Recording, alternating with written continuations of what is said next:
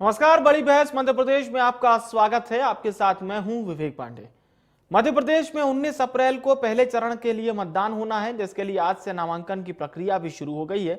BJP पहले ही मध्य प्रदेश की सभी सीटों पर प्रत्याशियों के नाम का ऐलान कर लीड ले चुकी है और चुनावी प्रचार की कमान में आज से मुख्यमंत्री मोहन यादव ने संभाल ली है। इसी कड़ी में सीधी सीट से बीजेपी प्रत्याशी डॉक्टर राजेश मिश्रा के नामांकन में सीएम मोहन यादव मौजूद रहे। उसके बाद सीएम ने जनसभा को संबोधित किया। इसी के साथ कमलनाथ के गढ़ छिंदवाड़ा को भेजने की जिम्मेदारी कैबिनेट मंत्री कैलाश विजयवर्गीय के कंधों पर है।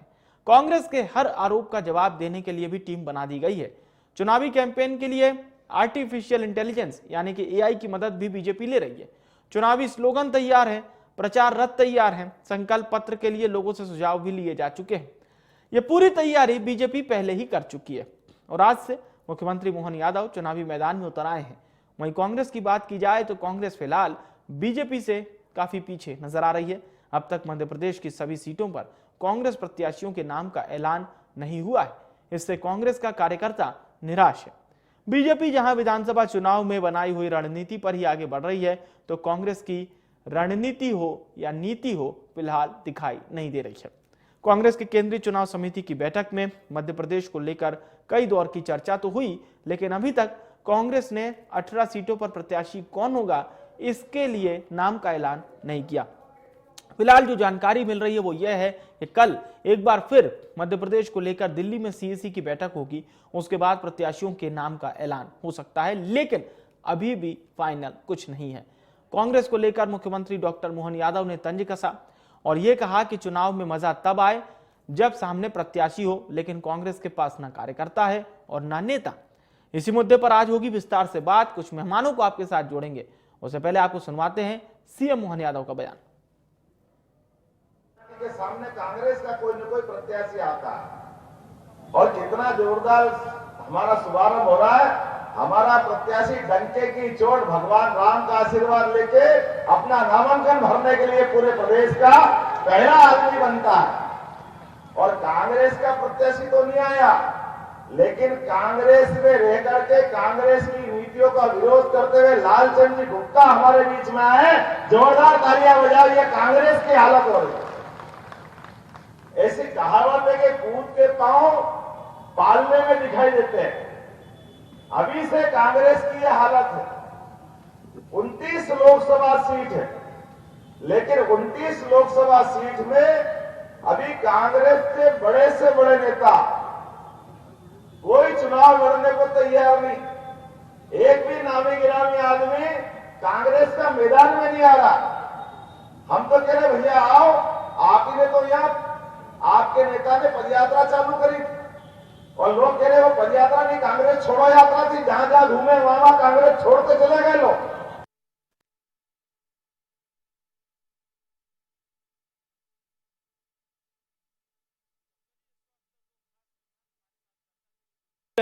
योगेश गुप्ता जी हैं, प्रदेश प्रवक्ता भारतीय जनता पार्टी के, और राम पांडे जी हमारे साथ जुड़ चुके हैं, प्रदेश प्रवक्ता कांग्रेस पार्टी के। दोनों मेहमानों का बहुत स्वागत है। चर्चा की शुरुआत पांडे जी आपसे करना चाहेंगे। मुख्यमंत्री मोहन यादव कह रहे हैं कि चुनाव लड़ने का मजा तब आता है जब सामने प्रतिद्वंदी हो, लेकिन कांग्रेस को नेता नहीं मिल रहे, कार्यकर्ता नहीं मिल रहे। यदि मोहन यादव जी सच बोल रहे हैं तो फिर चुनाव कराने की जरूरत ही नहीं है। हाँ। चुनाव आयोग फालतू समय खर्च कर रहा है, सरकार का पैसा फालतू खर्च हो रहा है। हाँ। और झूठ बोल रहे हैं तो ये तो भारतीय जनता पार्टी का काम है। कांग्रेस के पास नेता नहीं है, कार्यकर्ता नहीं है, तो फिर तो चुनाव होने ही नहीं चाहिए। मध्य प्रदेश में कोई तीसरी पार्टी तो है ही नहीं ना। तो फिर ये झूठ बोल रहे हैं। और भारतीय जनता पार्टी में तो झूठ का कंपटीशन है। जो जितना बड़ा झूठ बोलेगा वो उतना बड़ा प्रधानमंत्री बनेगा। मुद्दा अभी देश का एक ही है। बातें 50 हो सकती हैं कि भाजपा को हटाना है, देश को बचाना है, देश में सच्चे संस्कार पैदा करना है। आज भारतीय जनता पार्टी प्रधानमंत्री मुख्यमंत्री को देख देखकर देश का वातावरण खराब हो रहा है। हर आदमी झूठ बोलने लगा है। लोग कहने लगे कि झूठ बोलकर आगे बढ़ा जाता है, झूठ बोलकर लोग प्रधानमंत्री बन जाते हैं, झूठ बोलकर लोग मुख्यमंत्री बन जाते हैं। हाँ। तो देश का पूरा संस्कार खत्म हो रहा है जी। इसलिए भारतीय जनता पार्टी को जनता सबक सिखाना चाहती है, हम्म, इसलिए ये फालतू की बातें बड़बड़ाती हैं। 400 पार 400 पार हम्म, सपना देखते हैं 400 पार का, हम्म, गणित नहीं बताते हैं हम्म, कि 400 पार आएंगे कि 40 पार आएंगे। 420 लोग हैं तो बात कर रहे हैं 400 पार की। 420 है तो 420 की बात करो। धारा 370 हटाई है तो 377 भी तो हटाई है। पूरे देश का नैतिक पतन कर दिया धारा 377 हटा के। धारा 377 पर वोट मांगो ना। तो जनता के मुद्दों से भारतीय जनता पार्टी को बात नहीं कर रहा है। कांग्रेस खत्म हो रही है, नूतती डैया है, डूबता जहाज है, कार्यकर्ता नहीं है, और उसके बाद फिर दूसरे दिन छापेंगे अखबार में कांग्रेस के 5,000 कार्यकर्ता बीजेपी में आए, कांग्रेस के 50,000 कार्यकर्ता बीजेपी में आए, कांग्रेस के 1 लाख कार्यकर्ता बीजेपी में आए। खुद ही अपने आप को डेली झूठा साबित करते हो। रोज कहते हो कांग्रेस के पास नेता नहीं है, कार्यकर्ता है, और रोज अखबार में खबर छपवाते हो कांग्रेस के 25 नेता आए, 50 नेता आए, 100 नेता आए। मतलब अपने आप तो 10 साल से झूठा साबित कर रहे हो। तो जैसा प्रधानमंत्री वैसा मुख्यमंत्री, पूरा का पूरा कुरमई झूठा है। इसलिए अब सुप्रीम कोर्ट ने थोड़ा सा अच्छा काम किया है कि इनका जो चेहरा है वो जनता के सामने बेनकाब किया है। सुप्रीम कोर्ट की जो बातें हैं एक एक आदमी तक पहुंचाना है। मध्य प्रदेश में 29 पे 0 चली जाएगी भारतीय जनता पार्टी। ये मेरा और आपका काम है कि ये पाकिस्तान के लोगों से चंदा खा रहे हैं, जो बीफ का कारोबार करते हैं, जो गौ माता को काटने में विश्वास करते हैं, उससे भारतीय जनता पार्टी चंदा खा रही है। तो ये नरक में जाना चाहिए। 400 तो छोड़ो, इनको 40 पर भी नहीं आना चाहिए। जो भ्रष्ट पार्टियां है, भ्रष्ट कंपनियां हैं देश की, जिनको माल्या और नीरव मोदी की तरह देश छोड़ जाना चाहिए। जो कंपनियां को लूट रही हैं, जो कंपनियां देश में भ्रष्टाचार कर रही हैं, जो कंपनियां देश में जुआ खिला रही हैं, लॉटरी खिला रही हैं, भारतीय जनता पार्टी उनसे चंदा ले रही है। चलिए योगेश जी से पूछते हैं। तक पहुंचाने की मेरी और आपकी ड्यूटी है। जी जी, ये जमानत की 29 सीटों पर जब्त हो जाएगी इससे। योगेश जी क्या देंगे जवाब? झूठ बोलवा दी 29 में 29 का तो आप ऐलान कर दिए, और कांग्रेस कह रही है कि इतना तेज मत दौड़िए, हमारे प्रत्याशी के नाम आ जाएंगे और ये 29 का दावा भी ध्वस्त होगा, 400 का भी दावा ध्वस्त होगा। देखिए विवेक जी, मेरा मित्र राम पांडे जी जोश में होश खो बैठे हैं, झूठ स्वयं बोल रहे हैं चैनल पर बैठकर, और आक्षेप लगा रहे हैं भारतीय जनता पार्टी के ऊपर। भाई 2014 में मध्य प्रदेश में लोकसभा की भारतीय जनता पार्टी को 27 सीटें आई थी कि नहीं आई थी राम पांडे जी?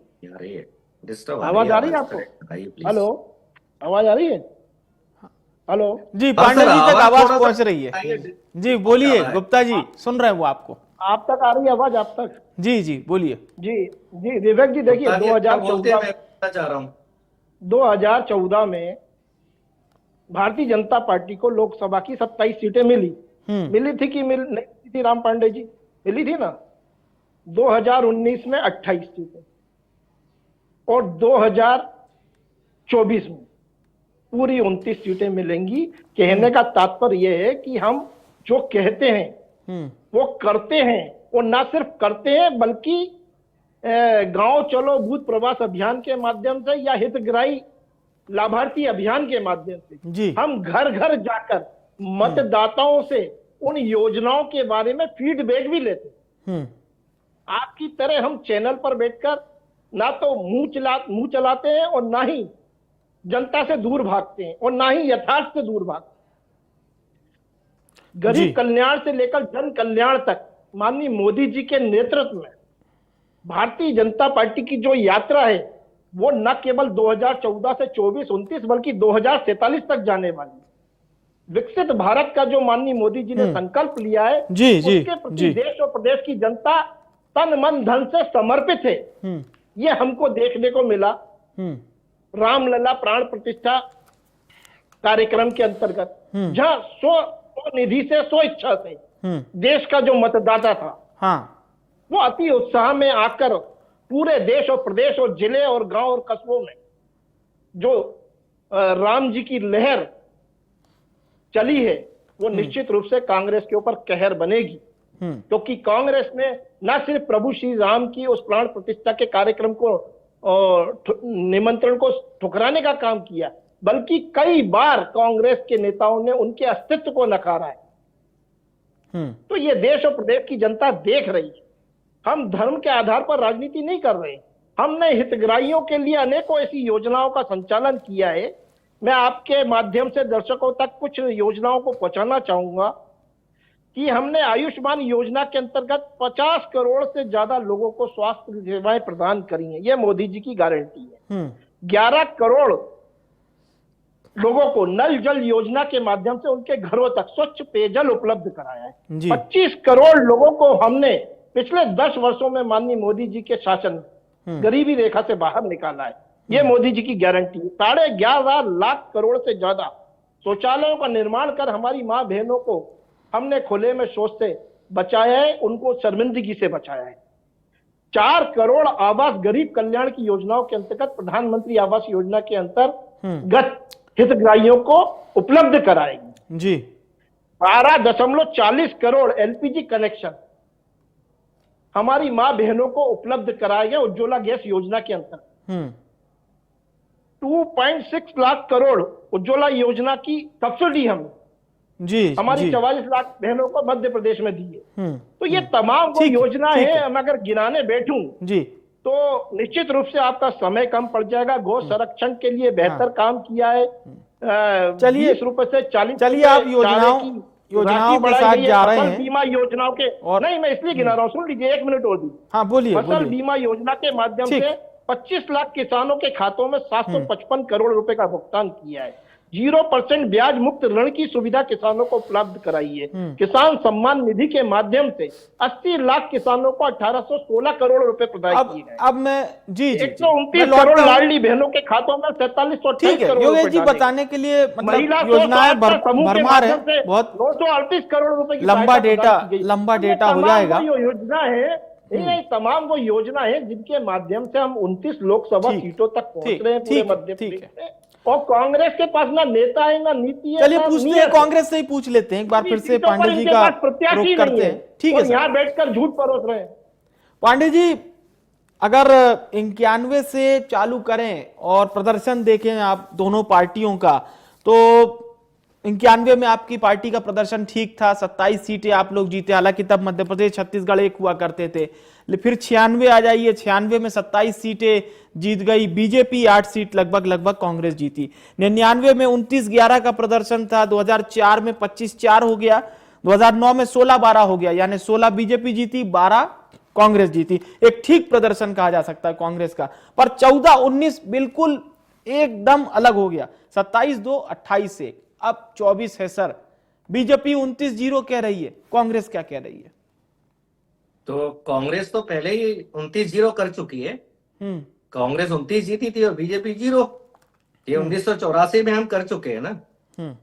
अब ये बोला ना कि ये सुप्रीम कोर्ट इनकी पोल खोल रहा है, क्योंकि जो बातें हम कहते थे वो जनता तक नहीं पहुंच पा रही थी। मैं बता नहीं सकता, नहीं तो आप पर पांडे साहब डिस्कनेक्ट कर देंगे। पांडे साहब ठीक है, 84 का लेकिन जो दौर था, इंदिरा जी इतनी बड़ी नेता थी और उनके निधन का धक्का देश को ऐसा लगा था कि उस आवेग में वो जो 400 से पार का जो आप लोग आए थे, पहला और अंतिम मौका है किसी भी पार्टी के लिए, वैसा समय वापस नहीं आता है। ये बात नहीं लगती आपको पांडे जी? 1980 में जी इंदिरा जी तब जी जीवित थी, तब भी 385 सीट जीते थे। तो तब तो वो जिंदा थी ना। तो इस बात को क्यों जोड़ा जा रहा है? और फिर आज भारतीय जनता पार्टी जो वोट मांगती है, वो पंडित जवाहरलाल नेहरू और इंदिरा गांधी जी के नाम पर ही तो मांगती है कि इंदिरा गांधी जी ने इमरजेंसी लगाई थी। जब इंदिरा जी ने इमरजेंसी लगाई थी और इंदिरा जी की मृत्यु के बाद कांग्रेस 414 सीटें जीतती है, तो इसका मतलब तो हुआ कि देश की जनता ने इमरजेंसी को पसंद किया था, इंदिरा जी को पसंद किया था। और पंडित जवाहरलाल नेहरू जी जब तक थे 17 साल तक प्रधानमंत्री, तब तक तो इनका खाता ही नहीं खुला था। तो हमें कौन कितनी सीट जीता, इससे बड़ी बात है कि किसकी राजनीति सत्य पर चल रही है और किसकी राजनीति असत्य पर चल रही है। किसकी राजनीति न्याय पर चल रही है, किसकी राजनीति अन्याय पर चल रही है, किसकी राजनीति झूठ पर चल रही है और किसकी राजनीति सच पर चल रही है, ये ज्यादा महत्वपूर्ण है। महात्मा गांधी चुनाव नहीं जीते थे, लड़े नहीं थे। विवेकानंद चुनाव नहीं जीते थे, लड़े नहीं थे, लेकिन आज विश्व में पूजे जाते हैं। अब हम क्या कहें, महात्मा गांधी विवेकानंद ये तो चुनाव जीते ही नहीं थे, इनकी पूजा विश्व में क्यों हो रही है? पूजा दुनिया में उसी की होती है जो सत्य पर चलता है। तो राहुल गांधी सत्य पर चल रहे हैं।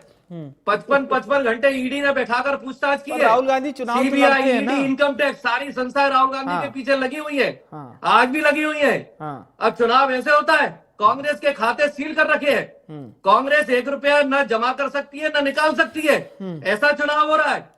सुप्रीम कोर्ट ने बता दिया कि भारतीय जनता पार्टी ने चंडीगढ़ मेयर चुनाव कैसे जीता था, इसलिए ईवीएम पर उंगलियां उठ रही है, इसलिए चुनाव आयोग पर उंगलियां उठ रही है। एसबीआई को बॉन्ड पे फटकार लगाई तो है सर्वोच्च अदालत चुनाव था उसमें चुनाव आयोग ने पक्षपात किया था कि नहीं?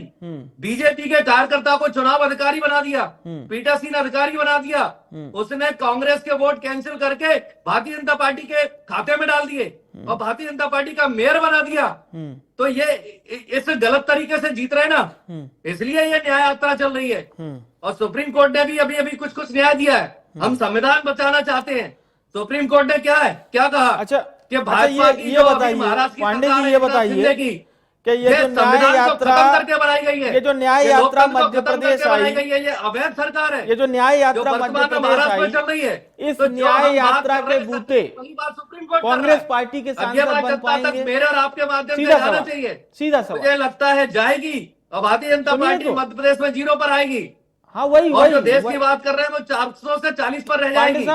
पांडे जी वही को कई सांसद छोड़ गए, कांग्रेस में पार्टियां मर्ज हो रही है। आप सुनिए, तब आज बिहार की पार्टी कांग्रेस में मर्ज हो गई, पांडे जी सुनिए, जम्मू की पार्टी कांग्रेस में मर्ज हो गई। तो सुन लीजिए, सवाल यही है कि भारत जोड़ो न्याय यात्रा मध्य प्रदेश में आई, इसका फायदा कितनी सीटों पर आपकी पार्टी को मिलेगा? मैंने कहा ना, इससे बड़ी बात है न्याय और अन्याय की लड़ाई। सर राहुल चुनाव गांधी है, जी ने कहा है न्याय चुनाव मिलना चाहिए सर, किसानों को एमएसपी मिलनी चाहिए। हाँ, किसानों को एमएसपी मिलना चाहिए कि नहीं? जब वो फसल उगा रहे हैं तो फसल पे 20%, 40%, 50% प्रॉफिट मिलना चाहिए कि नहीं किसान को? जब फैक्ट्री में कोई उत्पाद बनता है 100 रुपए की चीज 500 में बिकती है, चलिए तो किसान की फसल 100 रुपए की 125, 150 में क्यों नहीं बिकनी चाहिए? जी क्या कहेंगे? तो किसान को न्याय मिलना चाहिए कि नहीं मिलना चाहिए? इस बात पर आप बात कीजिए ना, किसान को कांग्रेस बात कर रही है अन्नदाता जाएगी को न्याय दिलाने की। योगेश जी की पार्टी एग्री करती है इस बात से? जी देखिए विवेक जी, आवाज आ रही है आपको? हाँ आवाज आ रही है, बोलिए। देखिए विवेक जी, कांग्रेस का हमने दोहरा चरित्र देखा था 2018 में जब कमलनाथ जी की सरकार बनी थी। अन्नदाता के साथ किस प्रकार छल किया था कर्ज माफी के नाम पर। किसान कर्ज माफी के नाम पर भोले भाले किसानों को हरे पीले नीले पन्नों पर उलझाया। एक भी किसान का 2 लाख रुपए तक का कर्जा माफ नहीं किया, किसी का 15 रुपए, किसी का 18 रुपए, किसी का 1700 रुपए कर्जा माफ किया। कुल मिलाकर 50,000 किसानों तक ये जो कर्जा माफी की बात थी वो इन आंकड़ों के माध्यम से पहुंची थी। मैं उस समय कांग्रेस पार्टी में ही था, भली भांति जानता हूं कि जुमलों पर आधारित कांग्रेस का वो 971 वचनों का जो पुलिंदा था, जिसमें से कमलनाथ जी ने 70 वचन भी पूरे नहीं किए अपने 18 माह के कार्यकाल में। उस वक्त तो सुरेश पचौरी जी, शोभा ओझा, ये बड़े बड़े नेता ट्रक भर के लेके गए थे लेटर, और पूर्व मुख्यमंत्री शिवराज जी के यहाँ ले गए थे। उस वक्त की बात बता रहा हूँ, पूरा ट्रक भर के लेटर ले गए थे, बोले थे ये देखो आपके भाई का भी किया है, भतीजे का भी किया है, और क्या क्या। देखिए कांग्रेस का जो फर्जीवाड़ा था वो न केवल हमने, पूरी भारतीय जनता पार्टी और सम्मानित मीडिया ने भी देखा। सदन में कृषि मंत्री ने भी ये बात मानी थी, इसको कांग्रेस ने खूब भुनाया था, ये तो पता होगा योगेश जी को। देखिए अगर कांग्रेस ने भुनाया होता तो कांग्रेस को आज मध्य प्रदेश छोड़कर तेलंगाना और चंडीगढ़ की बात नहीं करनी पड़ती। आप मानते हैं कि उस संदर्भ में, आप मानते हैं उस वक्त कर्जा माफ हुआ किसानों का, भले ही कम हुआ? विवेक जी सुन लीजिए, आपने काफी समय राम पांडे को दिया है, मुझे भी समय दी। अच्छा ठीक है, बोलिए सर, अब लास्ट 1 मिनट आप बोलिए, फिर कार्यक्रम का समापन। बोलिए जी। देखिए विवेक जी, माननीय नरेंद्र मोदी जी के नेतृत्व में देश और प्रदेश लगातार तरक्की कर रहा है और लास्ट 1 मिनट में मैं मतदाता बंधुओं से ये कहना चाहूंगा कि कभी ना भूल कमल का फूल जी। 2024 से 29 और 29 से 2047 का विकसित हिंदुस्तान मांग रहा है कमल निशान, क्योंकि हर समस्या का अगर कोई हल है तो सिर्फ और सिर्फ कमल है।